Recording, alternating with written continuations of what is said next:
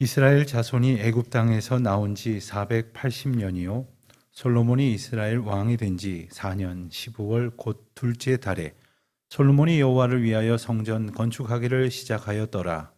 솔로몬 왕이 여호와를 위하여 건축한 성전은 길이가 60규빗이요 너비가 20규빗이요 높이가 30규빗이며 성전의 성소 앞 주랑의 길이는 성전의 너비와 같이 20규빗이요 그 너비는 성전 앞에서부터 10규빗이며 성전을 위하여 창틀 있는 붙박이 창문을 내고 또 성전의 벽 곧 성소와 지성소의 벽에 연접하여 돌아가며 다락들을 건축하되 다락마다 돌아가며 골방들을 만들었으니 하층 다락의 너비는 5규빗이요 중층 다락의 너비는 6규빗이요 셋째 층 다락의 너비는 7규빗이라. 성전의 벽 바깥으로 돌아가며 턱을 내어 골방 들보들로 성전의 벽에 박히지 아니하게 하였으며 이 성전은 건축할 때에 돌을 그 뜨는 곳에서 다듬고 가져다가 건축하였으므로 건축하는 동안에 성전 속에서는 방망이나 도끼나 모든 철 연장 소리가 들리지 아니하였으며 중층 골방의 문은 성전 오른쪽에 있는데 나사 모양 층계로 말미암아 하층에서 중층에 오르고 중층에서 셋째 층에 오르게 하였더라. 성전의 건축을 마치니라. 그 성전은 백향목 석가래와 널판으로 덮었고 또 온 성전으로 돌아가며 높이가 5규빗 되는 다락방을 건축하되 백향목 들보로 성전에 연접하게 하였더라. 여호와의 말씀이 솔로몬에게 임하여 이르시되 내가 지금 이 성전을 건축하니 내가 만일 내 법도를 따르며 내 율례를 행하며 내 모든 계명을 지켜 그대로 행하면 내가 내 아버지 다윗에게 한 말을 내게 확실히 이룰 것이요 내가 또한 이스라엘 자손 가운데에 거하며 내 백성 이스라엘을 버리지 아니하리라 하셨더라. 아멘. 스페인의 바르셀로나를 여행해 보신 분은 공사 중인 사그라다 파밀리아 성당이라는 이름의 교회 건물을 보신 적이 있을 것입니다. 이 성당은 1882년부터 공사가 시작되어서 놀랍게도 140년이 넘도록 공사가 진행 중입니다.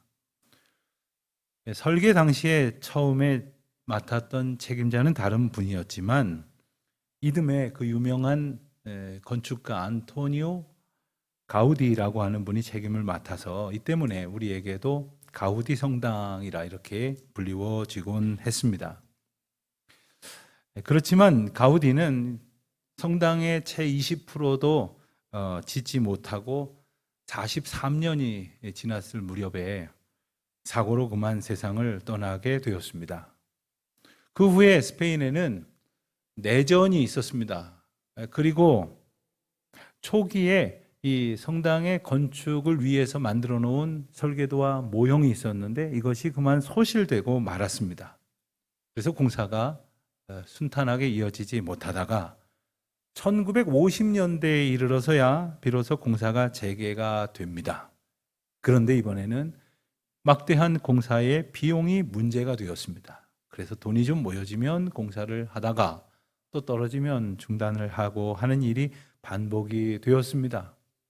그리고는 그들이 생각을 해내기를 구경하는 사람들에게 돈을 받자. 그래서 입장권 판매 수입으로 공사비를 충당하자 하고는 지금 계속해서 공사를 이루어 가고 있는 것입니다. 마침내 가우디의 사망 100주기를 기념해서 2026년 내후년이죠. 완공할 계획이라고 합니다. 아마 대부분 아실 만큼 유명한 건물이고 건축의 역사 가운데에서는 아주 길이 남을 작품이라고 평가될 수 있을런지는 모르겠지만 예배당이라고 하는 영적 의미로 봤을 때는 글쎄요, 잘 모르겠습니다. 저도 벌써 한 15년쯤 됐는데 직접 보면서 가졌던 느낌은 안타까움이었습니다.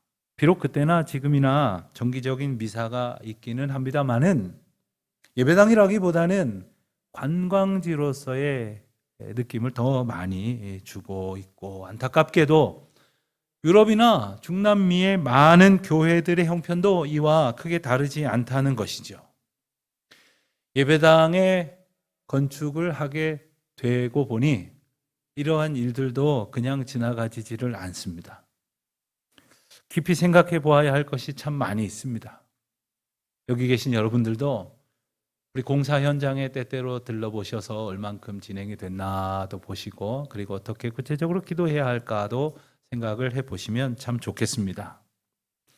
그러면서 우리가 예배당을 짓는 이 귀한 시기에 정말로 말씀 앞에서 꼭 짚어보아야 할 것이 몇 가지가 있습니다. 우리가 이제 땅을 파고 그 위에 세우는 건물을 교회라고 분명히 부르고는 있습니다만은 엄밀한 의미에서 볼 때 그것은 교회를 구성하고 있는 공동체가 모일 교회 건물이고 예배당이지 교회라고 한정해서는 안 됩니다. 자, 그렇다면 교회는 무엇일까요? 우리가 잘 아는 것처럼 교회는 예수 그리스도를 머리로 하는 성도들이 모인 공동체입니다. 그러니 단지 건물이 교회의 전부다 이렇게 생각해서는 안 될 것이고, 또 건물을 짓느라고 교회의 영적 공동체의 형편이 정작 어떠한지를 살피지 않은 채 경홀히 여겨서도 안 될 일일 것입니다. 예배당 건물 짓는 것보다 사실 더 중요한 것은 그 교회 공동체가 얼마나 예수 그리스도를 머리로 하고 모여 있는가, 하나님의 인도하심을 의지하면서 더욱더 신실한 그리고 거룩한 공동체로 함께 지어져 가고 있는가, 여기에 있다는 사실입니다. 물론 예배당 건축은 말할 것도 없이 너무나 복된 일입니다. 하지만 그것만이 하나님을 기쁘시게 하는 일이라고 생각해서는 안 됩니다. 반대로 교회 짓느라고 애쓸 필요는 없다고, 교회 짓는데 돈을 들이는 것은 세속적인 그러한 가치관에 휩쓸리는 것이라고 비판하며 몰아세워서도 안 될 것입니다. 그 또한 잘못된 생각입니다. 하나님께서 허락하신 그 수많은 공동체마다 하나님께서 또한 허락하신 형편이 있습니다. 그래서 하나님께서 필요하시다면 그 공동체에 모여 예배하고 하나님의 말씀을 서로 나누며 사랑으로 교제하고 사명을 다할 공간을 허락하실 줄 믿습니다. 그런데 하나님께서 허락하실 공동체를 소원하지 아니하고 사람들이 애를 쓴다? 이것부터가 잘못된 것이지요. 예컨대 사람들이 아무리 애쓴다고 해서 이루어질 수 있는 일도 아니고, 혹 그렇다고 해서 어떤 근사한 공간을 가졌다고 해서 그것이 하나님이 기뻐하실 것이 되겠습니까? 교회가 저마다의 형편에 따라서 건물을 가지고 있건 아니면 남의 건물을 빌려 쓰건 간에, 혹은 얼마나 큰 건물을 가졌든지 아니면 작은 공간에서 예배하든지 그런 것들이 중요한 것이 아니라 그곳에서 그들이 주님을 만나고 주님을 예배하고 주님의 인도하심을 온전히 감사함으로 따르고 있는지, 정말로 예수 그리스도를 머리로 하는 주님의 몸된 공동체인가, 이것을 점검해 보는 것이 무엇보다도 중요하다 할 것입니다. 오늘 우리가 읽은 본문 말씀은 성경에 등장하는 첫 번째 예배당 건축에 관한 기사입니다. 솔로몬 성전이라고 이름 붙여진 성전이 비로소 건축되는 이야기죠.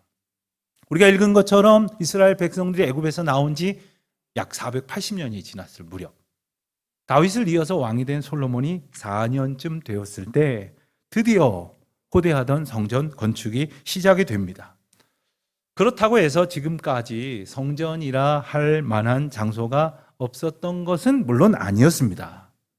이스라엘 백성들이 애굽에서 나와서 약속의 땅 가나안으로 가기까지 하나님께서는 그들의 어려운 광야 생활 중에서도 하나님이 그들과 함께 하심을 분명히 알게 하시려고 한 공간을 마련하도록 지시하셨습니다.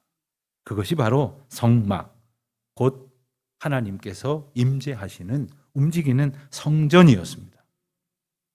하나님께서 또한 이 성막과 함께 주신 중요한 한 가지가 있으니 그것이 바로 하나님의 말씀이었습니다.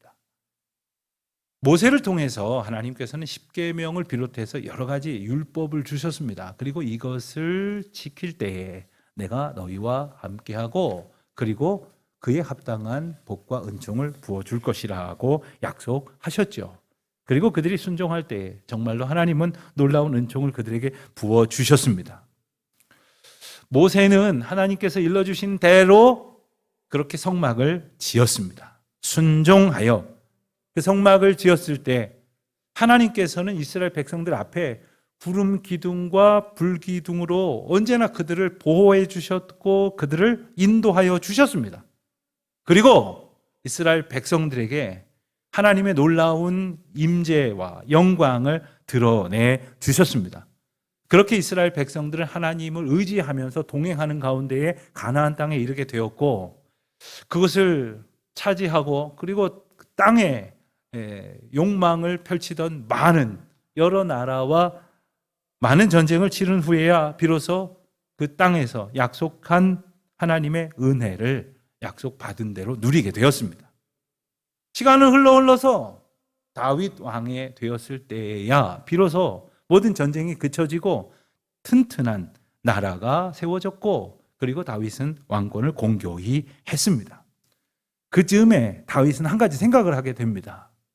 다윗은 이미 안정된 나라를 이루었고 그리고 자기 자신이 정사를 집무하는 그러한 왕궁도 만들었지만 아직까지 하나님께서는 그 텐트로 지어진 그 성막에 거하신다고 하는 것이 마음에 걸렸어요. 그래서 하나님을 위해서 성전을 지어 드려야 되겠다라는 나름 갸륵한 생각을 하게 됩니다. 그렇지만 하나님께서는 허락하지 않으셨습니다. 만일 여러분들에게 여러분 자녀들이 아버님 그 차가 너무 낡아서 안 되겠어요. 자동차 바꿔드릴게요. 집이 너무 고친 지가 오래돼서 수리 좀 해야겠습니다. 인테리어를 좀 깨끗이 해드릴게요. 아예 집을 바꿔드릴게요. 한다면 마다하실 분이 없으실 거예요. 벌써 표정이 밝아지신 분도 계신데 그런데 하나님께서는 허락하지 않으셨습니다. 이유가 뭘까요? 그리고 오늘 본문에서 읽어드린 대로 솔로몬 때가 이르러서 하나님께서는 비로소 성전 건축을 허락하셨습니다. 그 과정에 너무나 중요한 하나님의 메시지가 있었습니다. 하나님을 위해 성전을 지어드리겠다는 다윗에게 주님은 일러주시기를 하나님께서는 지금 번듯한 성전이 없었지만 초라해 보이는 것 같아도 저 장막에 거하시면서도 이스라엘과 함께 하심을 분명히 보여주셨습니다. 그리고 인도하심을 알게 해 주셨습니다. 성전을 지어드리겠다는 다윗의 생각도 일면 가상했지만 하나님이 임재가 무엇인지 하나님이 그들과 함께 하신다는 것이 무엇인지에 대해서 오해하고 있었던 다윗에게 분명한 하나님의 거하심을 알려줬던 것입니다. 그런데 궁금한 것은 왜 다윗 때에는 허락하지 아니하셨던 성전 건축을 솔로몬이 왕이 되었을 때에 허락하셨을까요? 그 이유를 오늘 본문에 앞선 5장 3절과 4절을 읽음으로 우리가 한번 찾아볼 수 있기를 원합니다. 이 3절 4절의 이야기는 솔로몬이 성전 건축을 위해서 좋은 재료를 구하는 과정 중에 두로라고 하는 도시국가의 왕 히람에게 좋은 목재를 부탁하면서 한 이야기였습니다. 당신도 알거니와 내 아버지 다윗이 사방의 전쟁으로 말미암아 그의 하나님 여호와의 이름을 위하여 성전을 건축하지 못하고 여호와께서 그의 원수들을 그의 발바닥 밑에 두시기를 기다렸나이다. 이제 내 하나님 여호와께서 내게 사방의 태평을 주심에 원수도 없고 재앙도 없도다. 무슨 뜻이겠습니까? 하나님께서 다윗 왕 때에 성전 건축을 허락하지 아니하셨던 것은 솔로몬 때에 이르러서 해결된 문제, 즉 모든 나라들과의 싸움이 그쳐지고, 그리고 이스라엘 나라 안팎에 있는 모든 백성들을 하나님 발 아래 두고야 하나님의 전을 건축하는 것이 의미가 있다는 말씀이십니다. 이스라엘 백성 밖에 있는 다른 나라들은 그렇다 치더라도 이스라엘 백성들 가운데에서도 하나님 앞에 온전히 엎드려지지 못했던 그의 발등상 앞에, 그의 발바닥 앞에 온전히 하나님만을 바라보지 못했던, 그리하지 않았던 이들이 있었다는 것이죠. 그러한 중에 싸우느라, 전쟁하느라, 그리고 한쪽으로는 하나님을 온전히 섬기지 아니하는 중에 하나님의 집은 의미가 없다는 것입니다. 오늘 본문을 보면 1절 말씀과 2절 말씀에 솔로몬이 여호와를 위하여 성전 건축을 시작했다고 했고, 솔로몬 왕이 여호와를 위하여 건축한 성전은 이러이러하다고 설명하기도 했습니다. 그리고 조금 전에 읽은 5장 3절 말씀에서도 다윗 왕이 성전을 지으려 했던 것도 여호와를 위한 것이었다고 분명히 밝혔습니다. 자, 솔로몬과 다윗이 공히 이 성전을 짓는 것은 여호와를 위한 것입니다 라고 고백하고 있다는 말입니다. 그런데 우리가 읽은 것처럼 성전 건축이 다 마쳐지고 났을 때 하나님께서 솔로몬에게 얘야, 나를 위해 성전을 지어주니 너무 고맙다, 새 성전을 갖게 되니 참 기쁘다, 이런 말씀을 하셨는가 보면 그런 말씀은 없습니다. 대신 우리가 11절로 13절에서 읽은 것처럼 주님의 법도와 율례와 계명을 줄 테니 이것을 지켜 행하면 너희 아버지, 너의 왕 다윗에게 약속한 것처럼 내가 너희를 지키고 너희와 함께 하겠다고, 내가 너희를 버리지 않겠다고 분명히 약속하시는 말씀을 보게 됩니다. 아니, 아버지와 아들의 대를 이어서 여호와를 위하여 성전을 지어드렸다고 했는데 왜 하나님께서는 거기에 대해서는 말씀이 없으시고 오히려 이와 같은 약속의 메시지를 주시는가? 하나님 입장에서는 성전을 짓든지 안 짓든지, 이스라엘 백성들이 얼마나 크고 화려하게 성전을 짓든지, 비록 보잘것 없는 예배의 처소를 가졌다 하더라도 하나님의 명령, 하나님의 말씀, 하나님의 약속을 붙들고 살아가느냐가 중요한 것이지 어떤 것도 중요할 리가 없다는 것입니다. 우리는 지난 몇 년 사이에, 그리고 앞으로의 시간을 통해서 여러 가지 다른 환경을 경험하고 또 경험하게 될 것입니다. 우리는 곧 이사 갈 것이라는 핑계로 인해서 제대로 고치지도 못하고 살았던 서운로 예배당 시절을 기억하는 것이 그리 어렵지 않은 일입니다. 그리고 지금은 남의 건물에 빌려가면서 이렇게 불편을 감수하면서 이렇게 예배를 모이고 있습니다. 그리고 이제 얼마 시간이 지나면 하나님께서 우리에게 허락하실 새로운 성전에서 기쁘고 감사한 마음으로 예배 드릴 수 있게 될 줄로 믿습니다. 그렇지만 이 여러 가지 형편과 상관없이 하나님이 우리에게 주신 말씀, 계명, 율례와 법도를 우리가 의지하면서 지키며 순종하며 하나님께 영광을 돌리며 살아가느냐가 성전의 형편보다 더 중요한, 아니 성전의 형편과 상관없이 가장 중요한 것이라는 사실을 우리에게 주님은 일러주시는 것이죠. 솔로몬은 그 약속을 어떻게 여겼을까요? 안타까운 일이지만 한참의 시간이 지났을 때에 솔로몬과 그의 백성들이 하나님의 명령을 준행하지 않고 눈에 보이는 것들을 화려하게 여겨서 그것을 쫓고, 그리고 그것에 매여 우상을 섬기고 죄의 종노릇하며 죄의 법도를 떠났을 때 그 화려했던 솔로몬 성전을 무너지게 하셨던 분도 성전을 허락하셨던 여호와 하나님이라는 사실을 우리는 분명히 기억해야 합니다. 자, 다시 우리 교회의 형편을 한번 짚어보기를 원합니다. 우리가 알거니와 또 우리가 우리 자신에게나 혹은 남들에게 생색을 내자는 이야기는 아니지만 예배당을 짓는 일은 보통 어려운 일이 아닙니다. 게다가 우리 교회는 교회 안팎으로 편안한 형편이나 시기여서 예배당을 건축하게 된 것도 아닙니다. 넓게 멀리 보자면 러시아가 우크라이나를 침공함으로 시작된 전쟁이 여러 해 지속되면서 그리고 예기치 못했던 3년여의 코로나 시절로 인해서 국제 경기와 그리고 특별히 우리나라 건축 여건은 대단히 어려워졌습니다.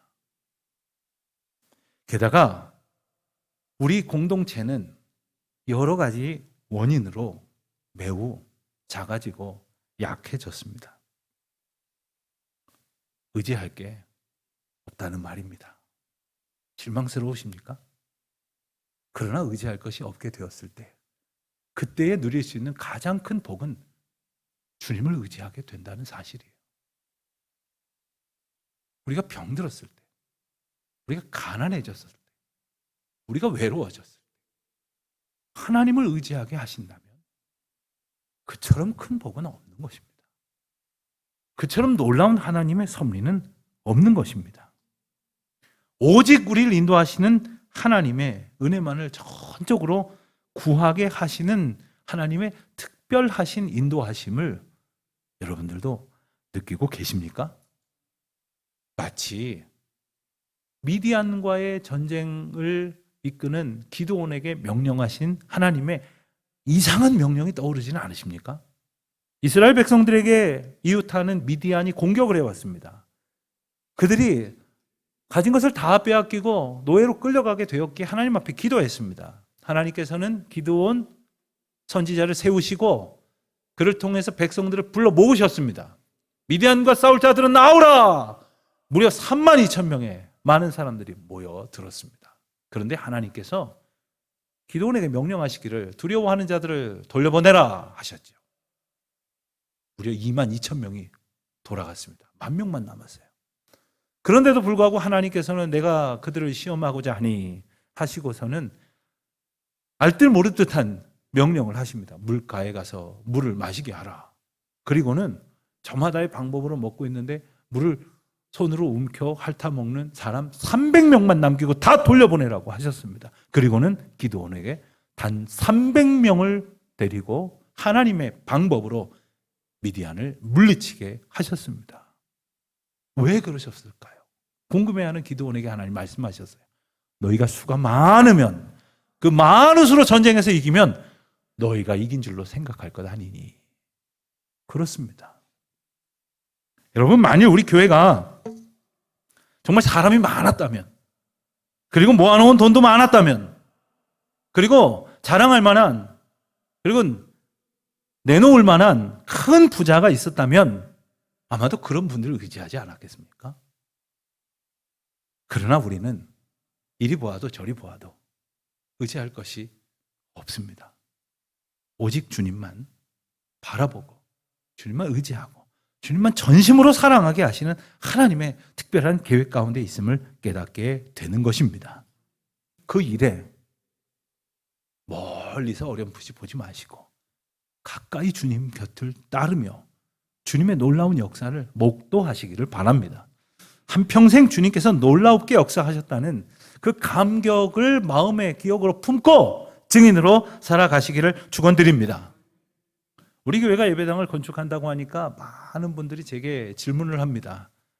몇 평이나 됩니까? 또 돈은 얼마나 듭니까?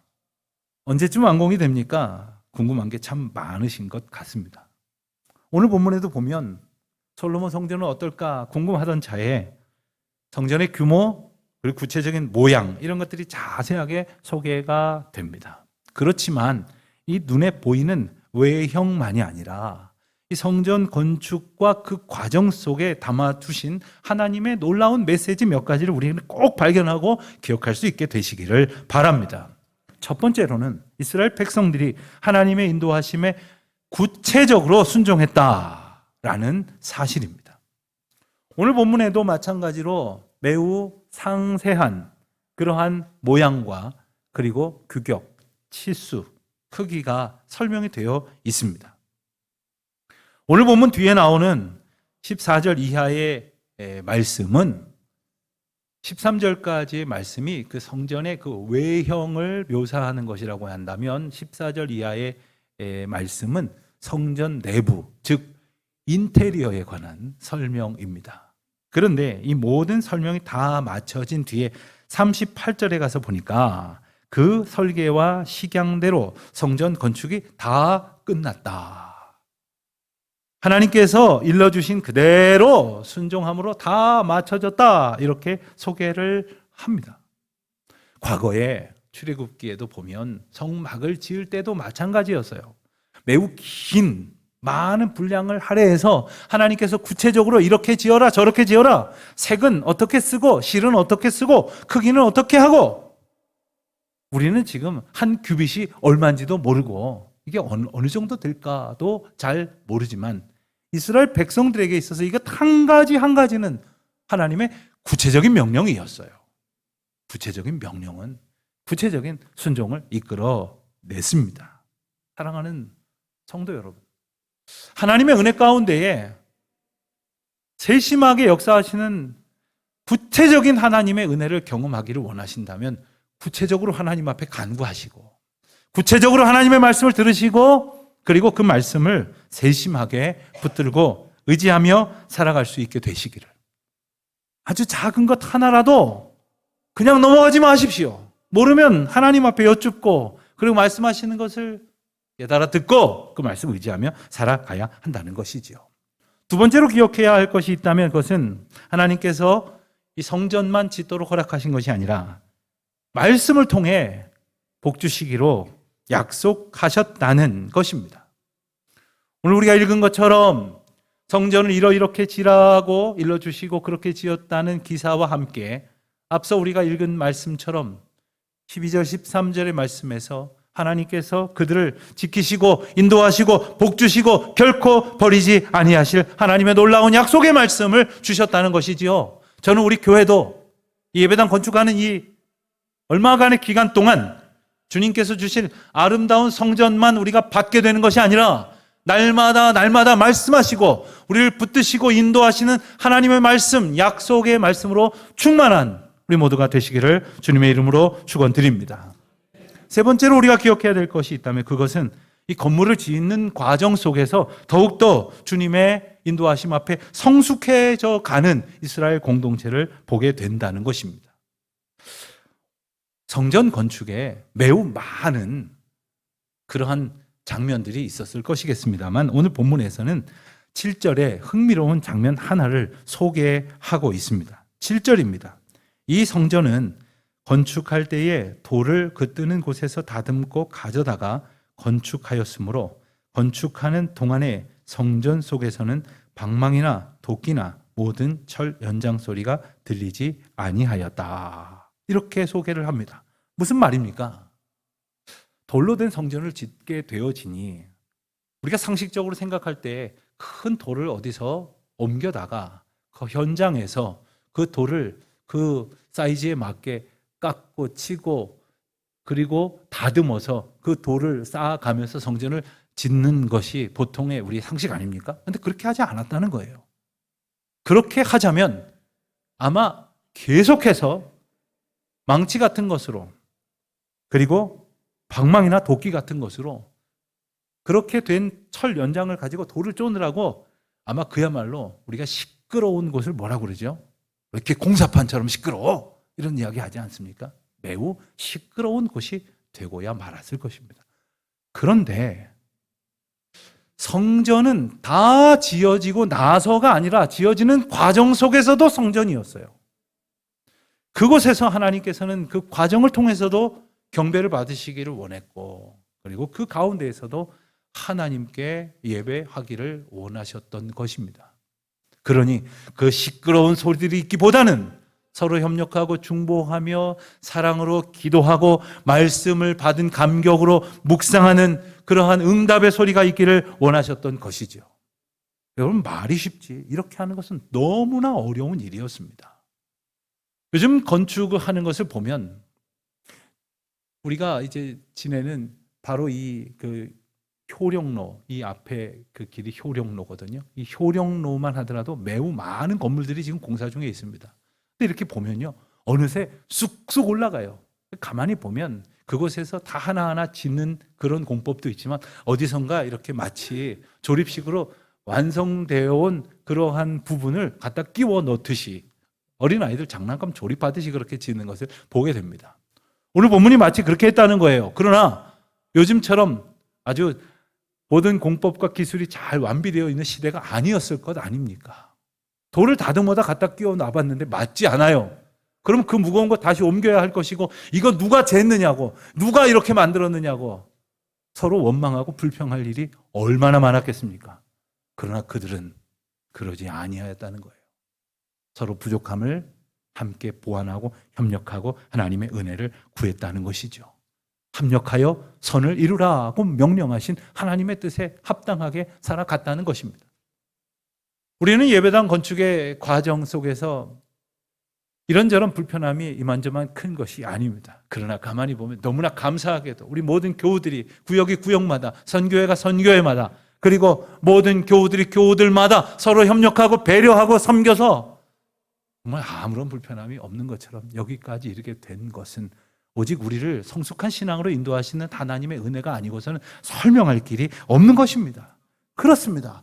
우리 가운데에 여호와께서 임재하심으로 우리를 보잘것없는 인생들을, 연약하고 어리석은 인생들을 하나님의 거룩한 성전이 되게 하셨습니다. 그전까지 내 멋대로 살고 내 생각대로 살았던 나를, 그리고 우리를 하나님이 함께 하심으로 성전이 되게 하셨습니다. 바울은 일찍이 고린도전서 3장 16절에서 이렇게 이 비밀을 말합니다. 너희가 하나님의 성전인 것과 하나님의 성령이 너희 안에 거하시는 것을 알지 못하느냐? 그렇습니다. 우리가 하나님의 성전이고, 여러분 한 사람 한 사람이 하나님이 거하시고 하나님 앞에 삶으로 예배하는 성전 되게 하셨음을 기억하시어 날마다 주님과 함께 하시는 성전의 감격, 성전의 기쁨으로 충만한 저와 여러분이 되시기를 우리 주님의 이름으로 축원드립니다.